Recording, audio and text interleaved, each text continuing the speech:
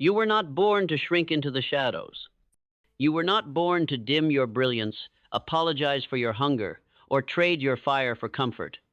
You were born with the seed of greatness inside you, and deep down, you know it.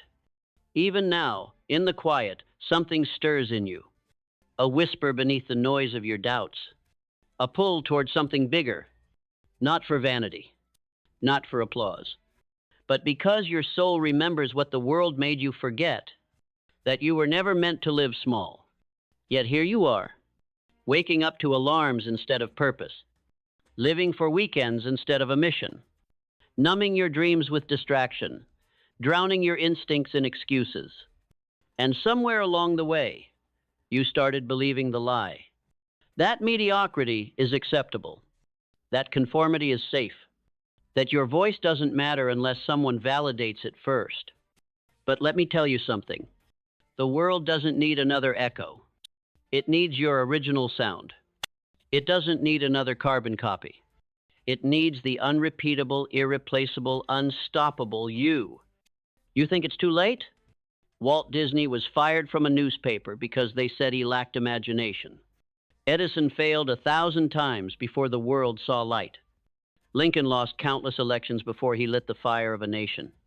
Colonel Sanders was rejected over 1,000 times before someone said yes to his chicken recipe at 65 years old. Do you understand what that means? You can start now, no matter your age, your past, your fears. You can rise from nothing and become something the world never saw coming. But not while you keep playing small. You weren't designed for that. And the truth is, small living has a cost. It robs you quietly, subtly. Every time you choose fear over action, comfort over challenge, average over excellence, you lose a piece of yourself. You feel it, don't you? That ache that won't go away. That quiet knowing that you're capable of more. That tension between who you are and who you could be. It's not just ambition. It's your potential begging you to wake up. But you won't unlock it by wishing. You won't become unstoppable by waiting for permission. You must make a decision. Because success doesn't come to the deserving, it comes to the decided. When your mind is small, your world shrinks with it.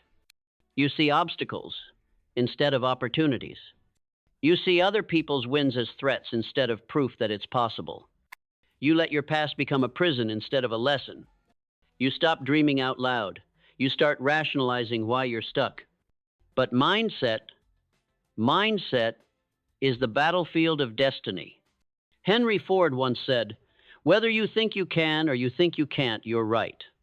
That wasn't just a clever quote, it was the cornerstone of his empire. Your thoughts are not harmless. They are builders, or they are bombs. They are seeds of courage, or roots of fear. Every great life begins in the mind, long before it shows up in reality. So tell me, what are you feeding your mind every day? What beliefs are you rehearsing behind closed doors? Because if you keep telling yourself you're not good enough, not ready, not worthy, you'll build a life that proves you right. But belief, real belief, is a revolutionary force. It doesn't need proof. It creates proof. It moves mountains, not because the mountain is small, but because the spirit is vast. Andrew Carnegie built a steel empire not by luck, but by conviction. Napoleon Hill sat at his feet and learned the blueprint, definiteness of purpose. Know what you want. Own it with such clarity that the world has no choice but to bend toward your will. But how can you have that clarity if you've never stopped to ask what you really want? Not what they told you to want. Not what looks impressive online. What you want. Deeply, honestly, unapologetically. Clarity isn't a luxury, it's a necessity. Without it, you drift. You react, you follow, you settle. But with it, you move with force. You act with fire. You stop chasing everything and start building something. And once you see it, really see it, a future that ignites your soul, you stop tolerating anything less. You stop asking for permission to dream. You start becoming dangerous to everything that tried to hold you back. Because now you have vision. And vision is the birth of transformation. But vision without purpose is just daydreaming. Purpose is the fire that turns your vision into fuel. It is why you wake up when you don't want to, why you keep going when it doesn't pay yet, why you refuse to die before you've truly lived. You want to stop living small? Then stop chasing things that don't set your soul on fire. Stop pretending you're satisfied when every part of you is screaming for more. More meaning, more impact, more truth, and purpose. It doesn't arrive like a lightning bolt. It emerges when you move, when you serve, when you try. Martin Luther King Jr. didn't wake up with a script. He woke up with a burden. He didn't say, "Let's play it safe." He said, "I have a dream." And the world changed. Purpose starts with a decision to no longer betray your calling, to stop hiding behind fear, behind comfort, behind excuses dressed up as logic. You're not too broken. You're not too late. You're just one bold decision away from rewriting your story. So, decide. And after you decide, comes the war. The war of discipline. Because there's no crown without the crucible, no glory without the grind, no freedom without the fire. Discipline is not about punishment. It is the highest form of self-love. It says, "I care enough about my future to not betray it today." It says, "I will not be a slave to moods, laziness, or weakness."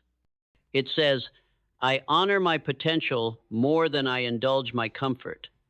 Every legend you admire, every giant whose story inspires you, they were not superhuman. They were simply consistent. They got up when they didn't feel like it. They did the boring work that no one claps for. They chose the hard road when the easy ones screamed their name. They practiced in silence so they could perform in power. You don't build a masterpiece by accident. You build it with sweat, intention, sacrifice, day after day after day. That's what separates the average from the unstoppable. And yes, it will be lonely sometimes. Yes, it will test you. But what's the alternative? To stay where you are? To grow old full of regret because you were too afraid to give it everything? You are here now. Breathing, beating, capable. And that means the work isn't done yet. You are not finished. You are only just beginning. Action is the bridge between what you want and what you get. And most people never cross it. They stand at the edge, waiting for certainty, waiting for perfect timing, waiting for some sign from the heavens that now is the time. But greatness doesn't wait. It moves. It steps into uncertainty. It walks straight into the storm and says, "If this is the price of becoming more, then so be it." Edison didn't wait for perfection. He failed 1,000 times and still showed up to try again. He didn't say, "Maybe I'm not meant for this." He said, "I have not failed.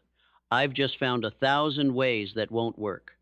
And then he lit the world. That's what action does. It makes the invisible real. It silences the critics. It makes the universe respond. You want to feel worthy? Don't sit there trying to convince yourself with affirmations. Move. You want confidence? Don't wait for it to show up in the mail. Earn it through action. Take the first step, then the next, then the next. The road will not reveal itself all at once, but every step forward brings light. Because it's not just about doing, it's about becoming. And when you move, the world moves with you. Not always at first, not always fast, but over time, action compounds. Effort accumulates. Momentum builds.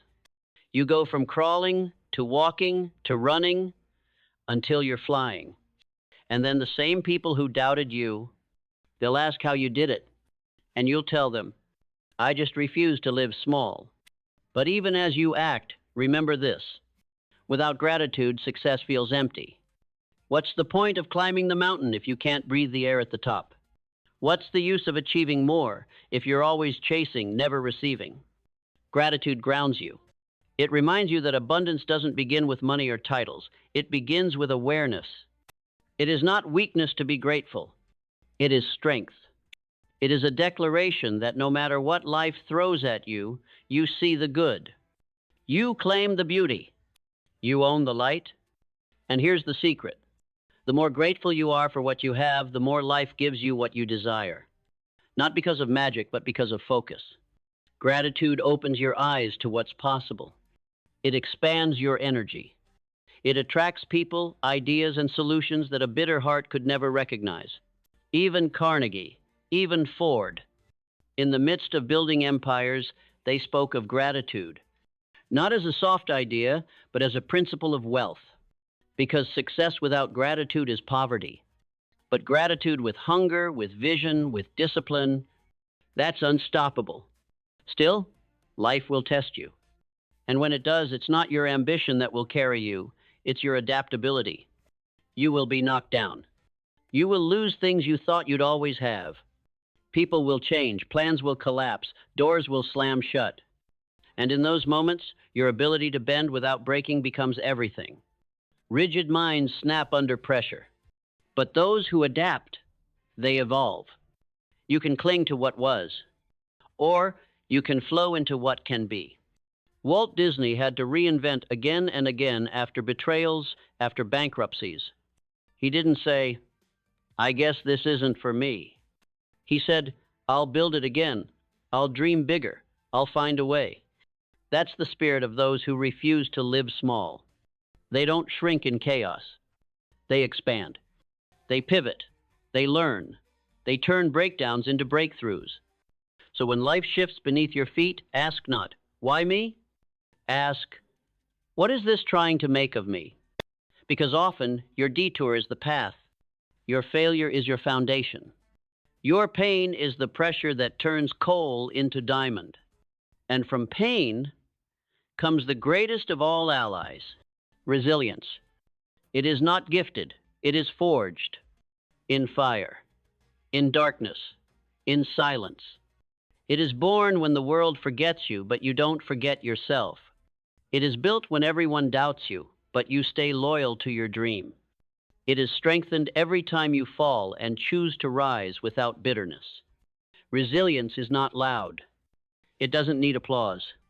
It doesn't care for hashtags or highlight reels. It is quiet, steady, immovable. It says, "I've been through worse. I've bled. I've broken. And still, I rise." This is not poetic fantasy. This is the truth of every person who ever mattered. You want to be great? Then get used to scars. Get used to being underestimated. Get used to walking alone, not forever, but long enough to learn you don't need a crowd to stand tall. And one day, those same scars will become your armor. Your story will become someone else's survival guide. Your strength will awaken theirs. But only if you keep going. And to keep going, you must keep learning. Lifelong students rule the world. Not because they know everything, but because they know they don't. Arrogance is the enemy of growth. Certainty is the killer of progress. The moment you think you've arrived, life humbles you. But if you stay curious, if you remain humble enough to evolve, you become limitless. Lincoln studied relentlessly. Oprah still reads every day. Gates, Buffett, Musk, the giants of today, they devour knowledge like oxygen. Why? Because wisdom sharpens the blade. Because a single idea can change the course of your life. Because when you stop learning, you stop leading.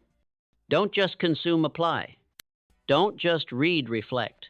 Don't just listen, live it. You already have the blueprint. The knowledge is out there. But wisdom? Wisdom is born when knowledge is tested in fire. So test it. Sharpen it. Wield it like a sword. Because the mind is your greatest weapon. And every day, the battle continues.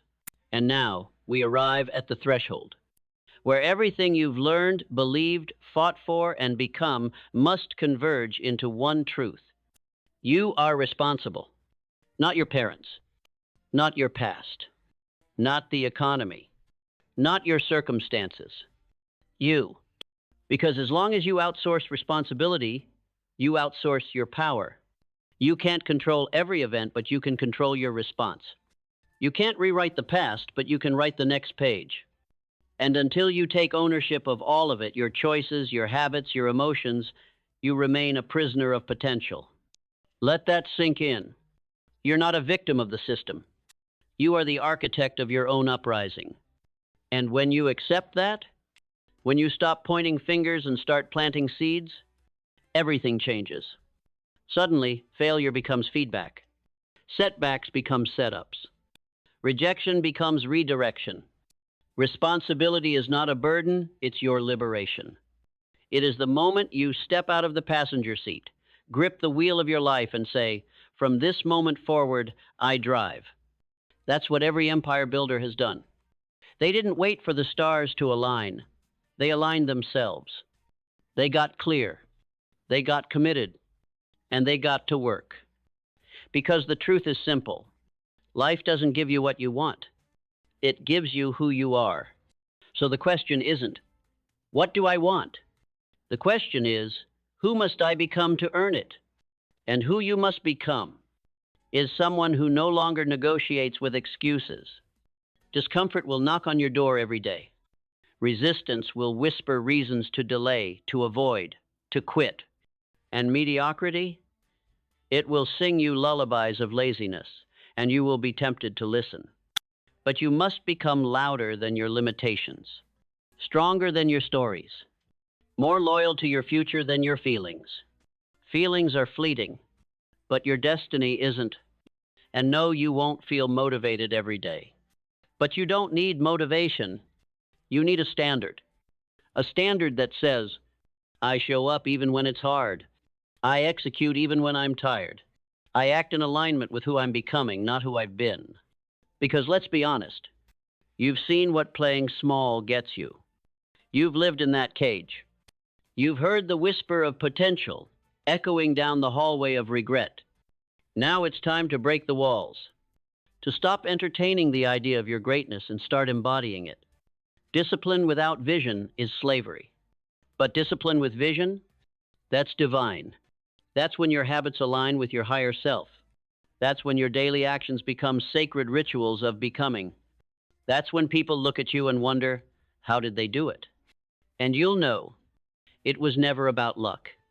It was never about talent. It was about alignment. Because when your habits and your identity match your vision, you become unstoppable. You stop seeking motivation and start generating momentum. You stop needing external validation and start living from internal certainty. You stop craving shortcuts and start respecting the process. That's when you realize success isn't some mountaintop you chase. It's a rhythm, a daily devotion to growth, a sacred agreement between who you are and who you're becoming. And the irony? When you finally become that version of yourself, the results begin to chase you. Opportunities, connections, breakthroughs, not because you chased them, but because you became the kind of person who attracts them. That's the magic the world doesn't teach you. You don't manifest what you want. You manifest what you believe. And belief is not found in your words. It is reflected in your choices. So the question now is not, can I do it? It's, am I willing to become the version of myself who already has? That version of you already exists. They're not on some distant timeline. They are inside you, waiting for you to stop playing the role of the small, silent version, waiting for you to stop asking for permission to live fully, waiting for you to remember who you were before the world made you forget. Because deep down, you know this isn't all you're meant for. You feel it when the room goes quiet. You feel it when the distractions fade. You feel it in the parts of your soul that ache when you settle. This life, it is not a rehearsal. This moment, it is not coming back. So what will you do with it? You can't live two lives. You cannot be half committed to a full destiny. At some point, you must choose comfort or greatness, familiarity or evolution, excuses or excellence, because you can't hold on to your past and reach for your future with the same hand. You have to let go of fear, of shame, of false identities that no longer serve you, the ones that say you're not ready, not smart enough, not worthy. Lies, all of them. And every day you entertain those lies, you feed the version of you that was never meant to survive. But the day you stop, the day you silence the noise, is the day the real you stands up, unshakable, unbreakable, undeniable, not because you're perfect, but because you finally refuse to live small. This world will try to tame you. It will hand you labels, expectations, and timelines that were never made for your soul. It will tell you to be realistic, to stay in line, to know your place. But you know better. You were not born to obey limitations, you were born to transcend them. You were not designed to live in boxes, you were meant to break them. Somewhere inside you is the courage of every ancestor who survived storms, wars, exile, and loss so you could have this one life. This one life. What will you do with it? Hide? Conform? Wait for the perfect moment to begin? Or will you decide that today this moment is the line in the sand? The moment you stop shrinking, stop apologizing, stop pretending that the fire inside you is anything less than sacred. Because here's the raw truth. Most people won't understand your fire. They'll mock it, dismiss it, fear it, because they see in you what they buried in themselves. Let them. This isn't about them. It's about the promise you made to your soul before the world got loud. The quiet vow to live fully, to love boldly, to rise unapologetically, to leave behind not just a legacy of things, but a wake of transformation proof that you were here and you mattered. You don't owe the world your silence. You owe it your example.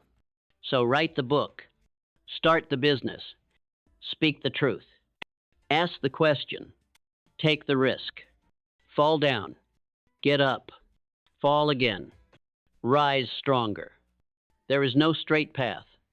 There is no perfect timing. There is only this, your willingness to act, to believe, and to become. So breathe in this moment the weight of your own power. Let it flood your lungs. Let it rattle the bones of the small version of you that will no longer survive this transformation. Because you're done waiting. You're done shrinking. You're done bargaining with your destiny. This is the season you wake up. This is the hour you walk different. This is the breath before everything changes. You don't need to be ready. You need to be willing. And if you still hear that whisper, that pull towards something greater good, it means your spirit is still alive. It means your fire is still burning. And it means one thing louder than all the noise. You were never meant to live small. Now go become the person you were meant to be. No more apologies. No more waiting. No more playing weak for a world that needs your strength. Decide. Move. Rise. You are not done. You are just getting started. And the world, it has no idea what's coming.